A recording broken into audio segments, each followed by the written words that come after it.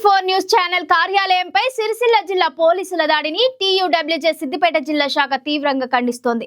పోలీసులు అక్రమంగా చొరబడి అందులోని సీసీ కెమెరాలను ఎత్తుకుపోవడం, కంప్యూటర్లు, ల్యాప్టాప్లు, సీసీ కెమెరాలోని డీవీఆర్లను ఎత్తుకుపోవడం పోలీసులు చేసే పనేనా? ఆ సమయంలో ఆఫీస్ కార్యాలయంలో మన్నె విద్య అనే దళిత మహిళ, జర్నలిస్ట్ సౌమ్య, కావేరి అనే మహిళల పట్ల అనుచితంగా ప్రవర్తించడాన్ని తీవ్రంగా ఖండిస్తున్నాం. ప్రజాస్వామ్య పద్ధతిలో చట్టబద్ధంగా వ్యవహరించాల్సిన పోలీసులు, అధికారులు ఇలా ఒక రౌడీలా వ్యవహరించడం సరైంది కాదు.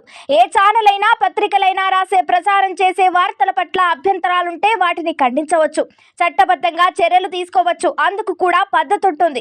ఏ కారణంతో చర్యలు తీసుకుంటున్నారో ముందుగా నోటీసులు ఇవ్వవచ్చు, అరెస్టు వారెంట్ ఇవ్వవచ్చు. చట్టబద్ధంగా వ్యవహరించాల్సిన బాధ్యత ఉంటుంది. ఇవేవి పట్టించుకోకుండా మఫ్టీలో పోలీసులు వచ్చి ఇలా దాడి చేయడం అప్రజాస్వామికం. ఇది పత్రికా స్వేచ్ఛ మీద, మీడియా స్వేచ్ఛ మీద జరిగిన దాడిగానే భావిస్తున్నాం. TS24 న్యూస్ ఛానల్ పై జరిగిన దాడిని తీవ్రంగా ఖండిస్తున్నాము. తన ఛానల్ ద్వారా వాస్తవాలను బయటపెడుతున్న ఆకుల శ్రీనివాసరెడ్డిపై నమోదు చేసిన అక్రమ కేసును ఉపసంహరించుకోవాలని డిమాండ్ చేస్తున్నాం.